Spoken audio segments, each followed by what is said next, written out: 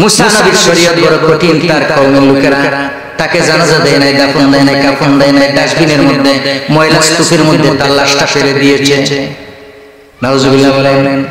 এদিকে হযরত মুসা কালিমুল্লাহ গেলেন তুর পাহাড়ে আল্লাহর সঙ্গে কথা বলবেন। কার সঙ্গে? আল্লাহর সঙ্গে। তিনি সবসময় বেশি কথাবার্তা বলেছেন, এর জন্য তাকে লকব দিলেন, ডিগ্রি দিয়েছেন আল্লাহ পাক মুসা কালিমুল্লাহ।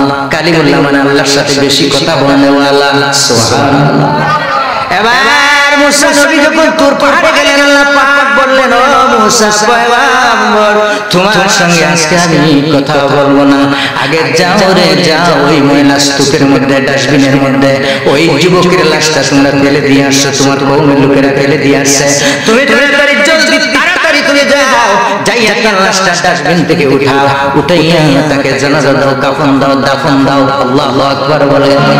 এবার মুসা নবী যেহেতু বেশি কথাবার্তা বলে আপনি ডাক দিয়ে বললেন, ও আল্লাহ রাব্বুল আলামিন, আল্লাহ পাক আপনি বলবেন ওই লোকটা কি এমন করেছে, জীবনে তো আমরা 200 বছর হায়াত পেয়েছে, আমার কওমের কোন লোক সাক্ষী দেয় নাই যে সে নামাজ পড়েছে, রোজা রেখেছে, কোন ইবাদত বন্দেগী সে করেছে, এমন কোন সার্টিফিকেট, এমন কোন সার্টিফাই তার পাওয়া যায় নাই, তাইলে কেন তার লাশটা উঠাবো?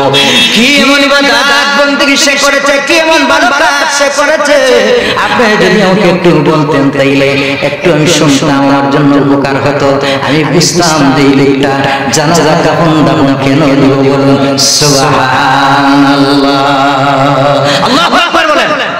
এবার আল্লাহ পাক ডাক দিয়ে বললেন, ও মুসা পয়গম্বর, তোমরা এবং তুমি এবং তোমার কওমের লোকেরা আমার ওই যুবকের লাশটা ডাস্টবিনের মধ্যে ফেলে দিয়েছে, তার বাহ্যিক ইবাদত তোমরা দেখেছো, তোমার কওমের লোকেরা দেখেছে, কিন্তু ভিতরের ইবাদত কেউ দেখে না।